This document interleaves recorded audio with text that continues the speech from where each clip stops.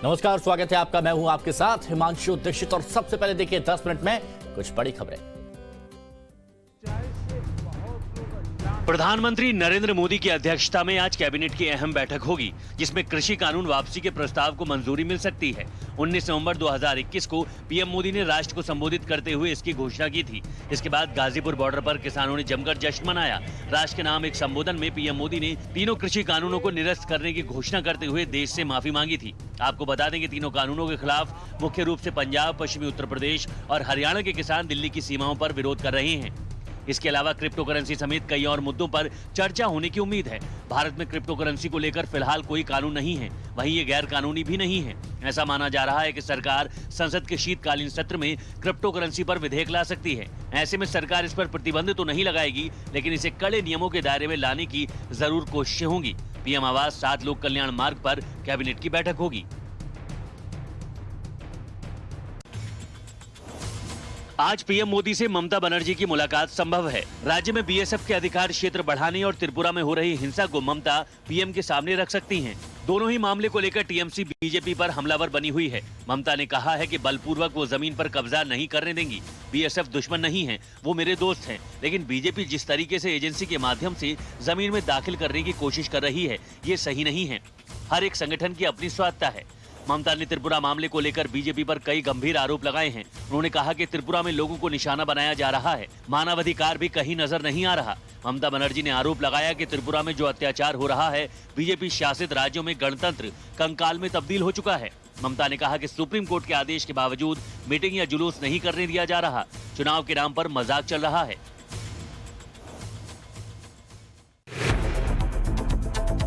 आज आरजेडी की रजत जयंती है। बिहार में पार्टी के कार्यकर्ताओं ने इसे धूमधाम से मनाने की तैयारी की है।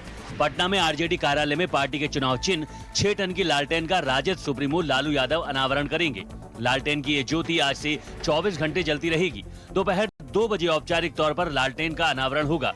विशाल लालटेन की प्रतिमा सोशल मीडिया पर तेजी से वायरल हो रही है। उधर नीतीश कुमार को बतौर मुख्यमंत्री 15 साल आज पूरे हो गए हैं। इसको लेकर जेडीयू प्रदेश में कई कार्यक्रमों का आयोजन कर रही है। आज जेडीयू नीतीश कुमार के 15 साल के कामकाज का रिपोर्ट जनता के सामने रखेगी। पश्चिम बंगाल के बीरभूम के दुबराजपुर में टीएमसी के 2 गुटों के कार्यकर्ता आपस में भिड़ गए। जमकर बमबाजी हुई, जिसमें अब तक 9 लोगों के जख्मी होने की खबर है। ब्लॉक से एक टीम सरकारी आवास योजना को लेकर सर्वेक्षण करने आई थी। तभी 2 गुटों में मामूली बात पर झड़प शुरू हो गई, जिसने देखते ही देखते हिंसक तेवर अख्तियार कर लिया। इसके बाद दोनों गुटों की तरफ से बम फेंके जाने लगे। इस झड़प का वीडियो सोशल मीडिया पर तेजी से वायरल हो रहा है। झड़प के दौरान दोनों गुटों के लोग एक दूसरे पर पहले पत्थर फेंक रहे थे। झड़प में फायरिंग का भी आरोप लगाया जा रहा है। बीजेपी नेता प्रीति गांधी ने झड़प का वीडियो शेयर करते हुए ममता बनर्जी पर निशाना साधा है। प्रीति गांधी ने लिखा है, एक तरफ जहां ममता बनर्जी बड़े पैमाने पर विफल नेताओं को टीएमसी में शामिल कर राष्ट्रीय नेता बनने के सपने को पूरा करने में व्यस्त हैं, वहीं बीरभूम में उनकी पार्टी के 2 गुटों के बीच हिंसक झड़पें शुरू हो गई हैं। टीएमसी कार्यकर्ता एक दूसरे पर बम फेंकते देखे गए हैं। बिहार में आरजेडी और कांग्रेस के बाद अब बीजेपी के विधायक हरिभूषण ठाकुर ने नीतीश कुमार से कृषि कानून की तरह शराबबंदी कानून को वापस करने की मांग की है। बीजेपी विधायक ने कहा है कि बिहार में शराबबंदी के नाम पर इंजीनियर और डॉक्टर पकड़े जा रहे हैं। ये विचार करने का विषय है। जो शराब माफिया हैं, उन पर तो कार्रवाई नहीं हो रही। बिहार में शराबबंदी के नाम पर रक्षक ही भक्षक बन गए हैं। बिहार में शराबबंदी को लेकर लगातार समीक्षा बैठक हो रही है और ताबड़तोड़ एक्शन हो रहे हैं। इन सब के बीच लालू प्रसाद यादव ने अपने बयान में बिहार में शराबबंदी को पूरी तरह फेल बताया है। पिछले दिनों बिहार कांग्रेस के अध्यक्ष मदन मोहन झा ने भी नीतीश कुमार से शराबबंदी कानून वापस लेने की मांग की थी। उन्होंने कहा था कि हम लोगों ने मिलकर शराबबंदी के लिए शपथ ली थी, लेकिन जब बिहार में ये कानून ठीक ढंग से लागू नहीं हो पा रहा तो इसे वापस ले लेना चाहिए। वहीं उन्होंने कहा था कि शराबबंदी कानून को लेकर सरकार को सभी दलों के नेताओं के साथ सर्वदलीय बैठक कर सुझाव लेना चाहिए था।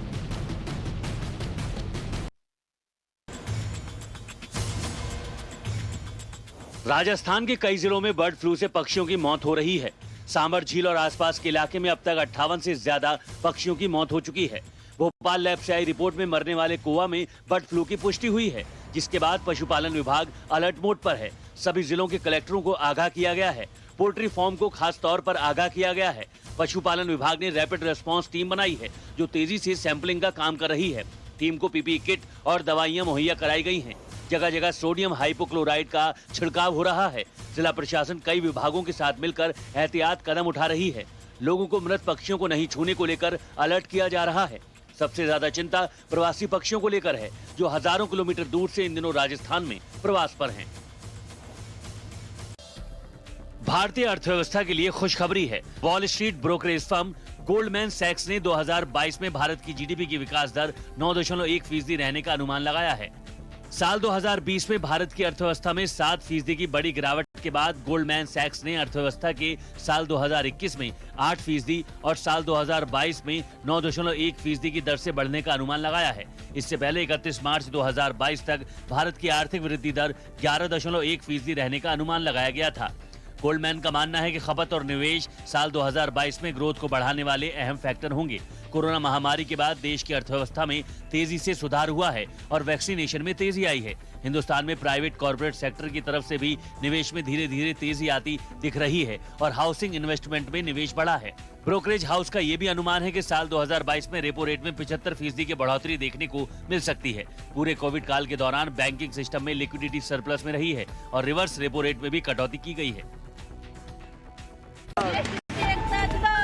जिंदाबाद जिंदाबाद, हमारा संघर्ष जिंदाबाद जिंदाबाद जिंदाबाद। राजस्थान के जयपुर में 45 दिनों से बीएसटीसी अभ्यर्थियों का धरना जारी है। सर्दी के इस मौसम में यहां पर सैकड़ों की संख्या में छात्र और छात्राएं धरने पर बैठे हैं। दरअसल आंदोलनरत अभ्यर्थी बीएसटीसी रीट लेवल 1 से बीएड किए हुए अभ्यर्थियों को बाहर करने की मांग कर रहे हैं। प्राइमरी एजुकेशन को बचाने के लिए हम पिछले 45 दिन से शहीद स्मारक पर पड़े हैं। राज्य सरकार जो बात कहती है कि हम गंभीर है युवाओं को लेकर के, रोजगार को लेकर के, हमें नहीं लगता सरकार गंभीर है। लगातार तारीख पर तारीख मिल रही है। 22 नवंबर को लगातार सुनवाई जारी है। हमारी मांग थी मजबूत पैरवी की, हमारी मांग थी फिजिकल पैरवी के लिए एजीसा बजाए। ये सिर्फ बीएसटीसी की लड़ाई नहीं है, ये लड़ाई उस परिवार की है, उन 1 से 5 तक पढ़ने वाले बच्चों की भी लड़ाई है, क्योंकि उनके भविष्य के साथ खिलवाड़ हो रहा है। जयपुर के शहीद स्मारक पर धरने पर बैठी महिला अभ्यर्थियों ने प्रियंका गांधी से सवाल पूछे हैं कि प्रियंका गांधी यूपी में तो महिलाओं को 40% भागीदारी की बात करती हैं, क्या उन्हें राजस्थान नहीं दिखता है? अगर दिखता है तो फिर सीएम गहलोत हमारी सुध क्यों नहीं ले रहे? दिल्ली पुलिस ने सीमापुरी थाने इलाके से एक हाई प्रोफाइल झपटमार को गिरफ्तार किया है। पुलिस की पूछताछ में आरोपी ने खुलासा किया कि वो अपनी एक डॉक्टर और दूसरी नर्स गर्लफ्रेंड पर पैसा खर्च करने के लिए वारदात को अंजाम देता था। आरोपी की गर्लफ्रेंड एमबीबीएस डॉक्टर है। खुद भी आरोपी शादीशुदा है। वो अपनी गर्लफ्रेंड्स पर हर महीने लाखों रुपए खर्च करता था। आरोपी की पहचान शालीमार गार्डन के जवाहर पार्क निवासी आदिल मलिक के रूप में हुई है। पुलिस ने उसके पास एक पिस्टल, कारतूस, स्पोर्ट्स बाइक और 2 मोबाइल जब्त किए हैं। आरोपी की गिरफ्तारी से पुलिस ने दिल्ली गाजियाबाद में झपटमारी के 30 मामले सुलझाए हैं। आरोपी यमुना पार के अलावा गाजियाबाद के बॉर्डर इलाके में वारदात को अंजाम देता था। एक दिन में उसका टारगेट कम से कम 7 मोबाइल लूटना था। ज्यादातर वो मोबाइल झपटमारी की वारदात को अंजाम देता था। मोबाइल लूटने के बाद उनके फोटो खींचकर अलग अलग रिसीवरों को भेजता था। फोन के साथ वो उसकी कीमत भी बता देता था। दिल्ली और गाजियाबाद के अलग अलग रिसीवर मोबाइल खरीदकर उनके IMEI नंबर बदलकर भेज देते थे।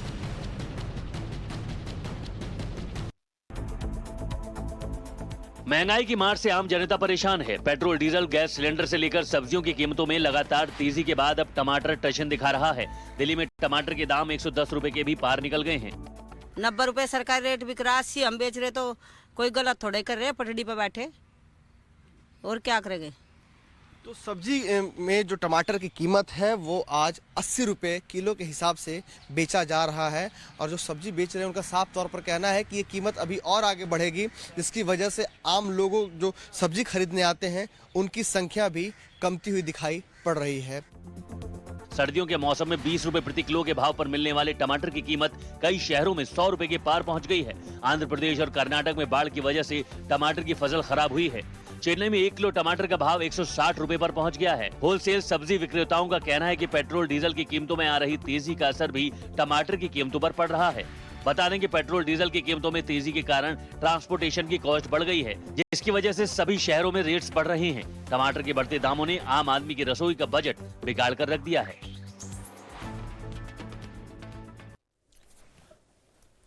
प्रधानमंत्री नरेंद्र मोदी की अध्यक्षता में आज कैबिनेट की एक अहम बैठक होगी जिसमें कृषि कानून वापसी के प्रस्ताव को मंजूरी मिल सकती है। 19 नवंबर 2021 को पीएम मोदी ने राष्ट्र को संबोधित करते हुए इसकी घोषणा की थी। इसके अलावा इस बैठक में क्रिप्टो करेंसी समेत कई और मुद्दों पर चर्चा होने की उम्मीद है। कैबिनेट की यह बैठक 7 लोक कल्याण मार्ग पर होगी और क्रिप्टो करेंसी पर भी यहां बात हो सकती है। मोदी कैबिनेट की आज अहम बैठक है।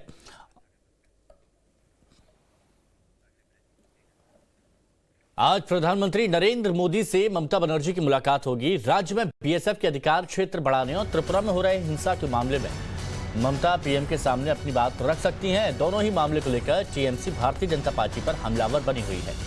ममता बनर्जी ने कहा है कि वो बलपूर्वक जमीन पर कब्जा नहीं करने देगी। बीएसएफ दुश्मन नहीं है, वो मेरे दोस्त है, लेकिन बीजेपी जिस तरीके से एजेंसी के माध्यम से जमीन में दाखिल करने की कोशिश कर रही है ये सही नहीं है। ग्रेटर नोएडा में मुख्यमंत्री योगी आदित्यनाथ ने बिना नाम लिए समाजवादी पार्टी के अध्यक्ष यानी अखिलेश यादव पर जमकर निशाना साधा। मुख्यमंत्री योगी ने कहा कि कुछ लोग अकल से पैदल होते हैं। जब कोई विकास कार्य की बात होती है या कोई लोकार्पण होता है तो कहते हैं हमने भी सोचा था, उस काम को अपना बताते हैं। मुख्यमंत्री योगी आदित्यनाथ जेवर एयरपोर्ट के शिलान्यास स्थल का निरीक्षण करने ग्रेटर नोएडा के जेवर पहुंचे थे, जहां उन्होंने बिना नाम लिए अखिलेश यादव पर निशाना साधा।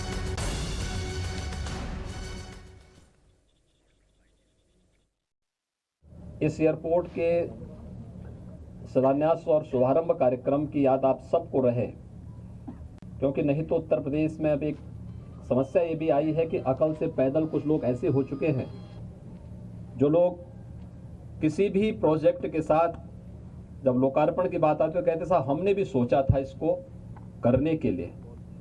तो मुझे लगता है कि उनकी सोच को बताने की आवश्यकता है कि कब शिलान्यास हुआ है और कब कार्य हुए हैं, कार्य की प्रोग्रेस क्या थी। और आइए अब आपको दिखाते हैं 5 मिनट में 25 बड़ी खबरें।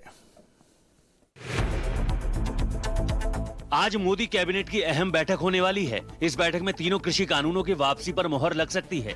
सुबह 11 बजे कैबिनेट कमेटी ऑन सिक्योरिटी की बैठक होगी। इसके बाद 11:05 पर cabinet committee on economic affairs की बैठक होगी और 11:15 पर कैबिनेट की बैठक होगी। ये बैठक पीएम आवास 7 लोक कल्याण मार्ग पर होगी।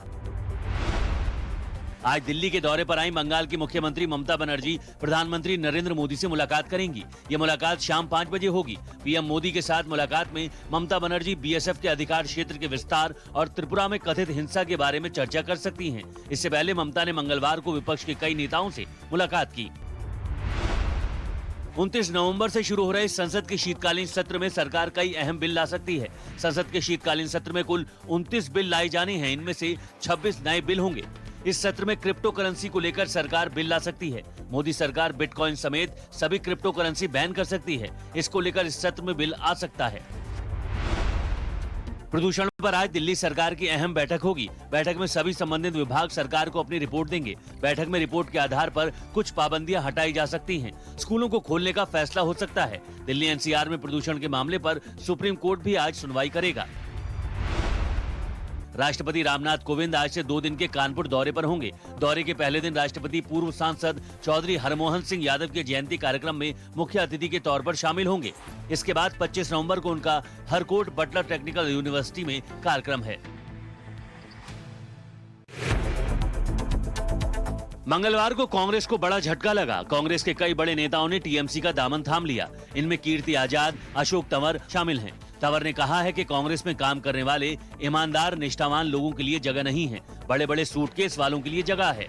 राजनीति के जानकार इस रणनीति को 2024 से जोड़कर देख रहे हैं। आज समाजवादी पार्टी और जयंत के आरएलडी के बीच गठबंधन का ऐलान हो सकता है। इससे पहले अखिलेश यादव और जयंत चौधरी के बीच मुलाकात हुई।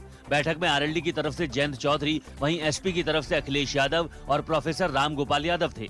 एसपी की तरफ से 32 सीटें ऑफर की गई हैं, वहीं आरएलडी 36 सीट लेने पर अड़ी हुई है। अगले राउंड की बैठक के बाद सीटें चिन्हित होने के बाद आधिकारिक बयान जारी होगा।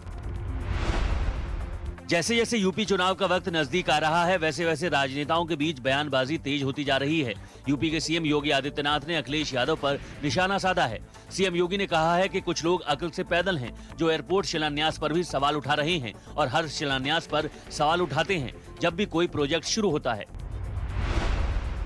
आज बिहार के सीएम नीतीश कुमार बतौर मुख्यमंत्री 15 साल पूरे करेंगे। इस मौके पर जेडीयू प्रदेश में 40 जगहों पर कार्यक्रम का आयोजन करेगी। इसके लिए पार्टी के वरिष्ठ नेताओं को जिम्मेदारी दी गई है। सरकार जनता के सामने अपना रिपोर्ट कार्ड भी सौंपेगी। आज बिहार की अहम विपक्षी पार्टी आरजेडी अपनी स्थापना के 25 साल पूरे कर रही है। इस मौके पर पार्टी की तरफ से पटना के आरजेडी कार्यालय में कार्यक्रम का आयोजन किया जाएगा। इस मौके पर लालू प्रसाद यादव प्रदेश पार्टी कार्यालय में लगे 6 टन के लालटेन का अनावरण करेंगे। आरजेडी की स्थापना के 25 साल पूरा होने पर पार्टी के चुनाव चिन्ह इस लालटेन को बनवाया गया है। लालटेन का वजन 6 टन है और ये हमेशा जलता रहेगा। पश्चिम बंगाल के बीरभूम में टीएमसी समर्थक 2 गुटों के बीच जमकर हिंसा हुई। इस दौरान दोनों गुटों की तरफ से एक दूसरे पर बम से हमला किया गया। दोनों तरफ से जमकर बम चले और गोलीबारी हुई। इस झड़प में 9 लोगों के घायल होने की खबर है। बताया जाता है कि ग्रामीण विकास योजना को लेकर दोनों गुटों के बीच ये झड़प हुई। यूपी के कानपुर में समाजवादी पार्टी नेता की गुंडागर्दी का मामला सामने आया है। यहां समाजवादी पार्टी नेता और पार्षद अर्पित यादव का गुस्सा कानपुर में बर्रा थाने के दारोगा पवन मिश्रा पर उतरा। अर्पित यादव ने दारोगा को धमकी तक दे डाली। अर्पित यादव ने कहा कि सुनो दारोगा, तुम झंडा नोचोगे तो हम तुम्हारे बिल्ले नोचेंगे। दरअसल आज बीजेपी के कानपुर बुंदेलखंड क्षेत्रीय कार्यालय के शुभारंभ को लेकर अर्पित यादव ने बैनर लगाकर विरोध किया था, जिस पर यह हंगामा हुआ। बिहार के हाजीपुर में 25 लाख की लूट का मामला सामने आया है। यहां 5 हथियारबंद बदमाशों ने कॉस्मेटिक दुकान पर धावा बोला और 25 लाख की लूट को अंजाम दिया। अपराधी 20 लाख के जेवरात और 5 लाख कैश लूटकर फरार हो गए। फिलहाल पुलिस बदमाशों की तलाश में जुट गई है। यूपी के मनीष गुप्ता हत्याकांड में आज सीबीआई पूछताछ करेगी। आज इस मामले में सीबीआई की टीम मनीष के दोस्त हरबीर और प्रदीप से पूछताछ करेगी। सीबीआई ने दोनों को पूछताछ के लिए लखनऊ तलब किया है। अभिनेत्री कंगना रनौत की मुश्किलें बढ़ गई हैं। कंगना के किसानों को खालिस्तानी बताने वाले बयान पर मुंबई में एफआईआर दर्ज कराई गई है। महाराष्ट्र के गृह मंत्री दिलीप वलसे पाटिल के आदेश के बाद खार पुलिस स्टेशन में कंगना रनौत के खिलाफ एफआईआर दर्ज हुई है। इसके साथ ही मुंबई के एक वकील ने भी कंगना के बयानों का विरोध करते हुए उनके खिलाफ एफआईआर दर्ज करवाई है। दुनिया के कई देशों में कोरोना का कहर एक बार फिर जोर पकड़ रहा है। खास तौर पर यूरोप की स्थिति गंभीर होती जा रही है। विश्व स्वास्थ्य संगठन के मुताबिक अगर यही ट्रेंड जारी रहा तो इन सर्दियों के महीनों में और 7 लाख लोगों की मौत हो सकती है। WHO का मानना है कि अभी से लेकर 1 मार्च 2022 के बीच 53 में से 49 देशों में मरीजों की बढ़ती संख्या की वजह से आईसीयू का लोड बढ़ सकता है। यूक्रेन में भी कोरोना वायरस का कहर लगातार बढ़ता जा रहा है। हालात ये हो गए हैं कि यहाँ डॉक्टरों को 48 घंटे तक काम करना पड़ रहा है। यहाँ टेंट में कोरोना पीड़ित लोगों का इलाज किया जा रहा है। यूक्रेन यूरोप का ऐसा देश है जहाँ कोरोना वैक्सीनेशन काफी कम हुआ है। यहाँ मंगलवार को कोरोना से 838 लोगों की जान गई थी। पेट्रोलियम की कीमत को कंट्रोल में लाने के लिए तेल उत्पादक ओपेक देश ऑयल प्रोडक्शन बढ़ाने को तैयार नहीं है। ऐसे में भारत और अमेरिका ने मिलकर एक बड़ा फैसला किया है। भारत के बाद अब अमेरिका ने ऑयल रिजर्व से तेल निकालने का फैसला किया है। अमेरिका तेल की कीमतों को नीचे लाने के लिए अपने रणनीतिक तेल भंडार से 5 करोड़ बैरल तेल निकालेगा। जलवायु परिवर्तन पर प्रभावी रोक लगाने के लिए ब्रिटेन ने बड़ा कदम उठाया है। अब ब्रिटेन में बनने वाली हर नई बिल्डिंग में इलेक्ट्रिक कार के लिए चार्जिंग पॉइंट बनाना अनिवार्य होगा। सुपरमार्केट, वर्क प्लेसेस और बिल्डिंग रिनोवेशन के समय इलेक्ट्रिक कार चार्जिंग पॉइंट बनाना जरूरी होगा। ऐसे में ब्रिटेन में हर साल करीब 1.45 लाख नए चार्जिंग पॉइंट बनाए जाएंगे। रूस और यूक्रेन की तनातनी में जल्द ही हिंसक मोड़ आने की आशंका है। अमेरिकी इंटेलिजेंस रिपोर्ट में कहा गया है कि रूस जल्द ही यूक्रेन पर हमला कर सकता है और उसने इसके लिए बड़े स्तर पर तैयारी कर ली है। रिपोर्ट के मुताबिक रूसी सेना अलग अलग लोकेशन से यूक्रेन के खिलाफ सैन्य कार्रवाई कर सकती है। अमेरिका से ये रिपोर्ट हाल के महीनों में दूसरी बार आई है। दिल्ली यूनिवर्सिटी में दाखिला लेने वालों के लिए अच्छी खबर है। स्पेशल ड्राइव के तहत खाली सीटें भरने के लिए आज यूनिवर्सिटी कट ऑफ लिस्ट जारी करेगी। इस लिस्ट के आने से उन छात्रों को फायदा मिल सकता है जो दिल्ली यूनिवर्सिटी में पढ़ने का सपना देख रहे हैं। लिस्ट के तहत अलग अलग कॉलेज में परसेंटेज के हिसाब से एडमिशन लिया जा सकता है। केंद्र की मोदी सरकार आम आदमी को एक बार फिर राहत देने की तैयारी में है। पेट्रोल डीजल की बढ़ती कीमत को कम करने के लिए सरकार नया प्लान तैयार कर रही है। बता दें कि दुनिया भर में कच्चे तेल की आसमान छूती कीमतों से कई देश अपने स्तर पर इस समस्या से निपटने की कोशिश कर रहे हैं। भारत कच्चे तेल की कीमतों में कमी लाने के लिए अन्य प्रमुख देशों के साथ तालमेल बिठाकर अपने रणनीतिक तेल भंडार से 50 लाख बैरल तेल की निकासी की योजना बना रहा है। ट्विटर इंक इस हफ्ते वॉलमार्ट के साथ मिलकर लाइव शॉपिंग फीचर की टेस्टिंग करने के लिए तैयार है। इससे यूजर्स को रियल टाइम वीडियो ब्रॉडकास्ट में प्रमोट होने वाले प्रोडक्ट्स को खरीदने का मौका मिलेगा। दुनिया की सबसे बड़ी रिटेलर वॉलमार्ट 28 नवंबर को लाइव इवेंट के दौरान नए टूल के जरिए बेचने वाली पहली कंपनी होगी। भारतीय राष्ट्रीय राजमार्ग प्राधिकरण में नौकरी करने का मन बना रहे युवाओं के लिए सुनहरा अवसर है। इसके लिए NHAI में डिप्टी मैनेजर, वित्त और लेखा के पदों पर भर्ती के लिए ऑनलाइन आवेदन मांगे गए हैं। उम्मीदवार जो इन पदों के लिए आवेदन करना चाहते हैं वो NHAI की आधिकारिक वेबसाइट या nhai.gov.in पर जाकर ऑनलाइन अप्लाई कर सकते हैं। इन पदों पर आवेदन करने की अंतिम तारीख 29 नवंबर 2021 है। रेल यात्रियों को बेहतर सुविधा देने के लिए भारतीय रेल हमेशा कोशिश करती रही है। यात्रियों की जरूरतों को ध्यान में रखते हुए रेलवे अपनी सेवाओं में जरूरत के हिसाब से इजाफा भी करता है। इसी सिलसिले में रेलवे ने मुंबई सेंट्रल से भागलपुर के बीच चलाई जा रही स्पेशल ट्रेनों की सेवाओं में इजाफा करने का फैसला किया है। नए फैसले के बाद अब ये ट्रेन अपनी तय सेवाओं से 4 फेरे ज्यादा लगाएगी।